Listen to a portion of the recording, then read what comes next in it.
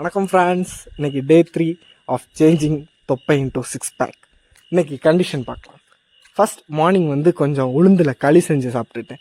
இது போனுக்கு ஸ்ட்ரென்த்துனாங்க, so try பண்ணிட்டு சொல்கிறேன். அப்புறம் நமக்கு முட்டை வாங்கிட்டு வந்தோம், ப்ரோட்டீன் சோர்ஸ். அப்புறம் இது நம்மளோட மார்னிங் அண்ட் ஆஃப்டர்நூன் மீல்.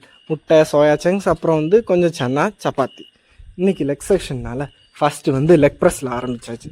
கொஞ்சம் மாடரேட் வெயிட்டில் முடிஞ்ச அளவு கொஞ்சம் புஷ் பண்ணி ஓரளவு ஒரு 3 செட்ஸ் 10 கவுண்ட் வச்சு பண்ணிக்கிட்டேன். And then leg extension. இதில் 2xல போட்டனால படன்னு போகிற மாதிரி இருக்கும்.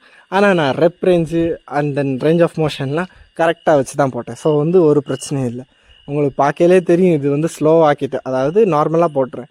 முடியல, தாங்கலை, எப்பான்னு ஆயிடுச்சு. இருந்தாலும் வெயிட்டை லெஸ் பண்ணிவிட்டு திரும்பியும் புஷ் புஷ் பண்ணி பார்த்தேன்.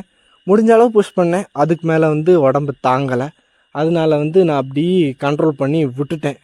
ஆனால் நீங்கள் லெக் எக்ஸ்டென்ஷன் போடுறப்போ சூப்பர் செட்டாக போட்டிங்கன்னு வைங்க, இன்னும் எஃபெக்டிவாக இருக்கும். ஸோ உங்கள் லெக் அவ்வளோ டெஃபினிஷன் கிடைக்கும். ஸோ நீங்கள் லெக் எக்ஸ்டென்ஷன் மட்டும் சூப்பர் செட் மறந்துடாதீங்க, இது ரொம்ப முக்கியம். அப்புறம் ஸ்ப்ளிட் ஸ்குவாட் போடலான்னு பார்த்தேன். ஸ்ப்ளிட் ஸ்குவாட் உங்களுக்கு லஞ்சஸ் மாதிரி தான்.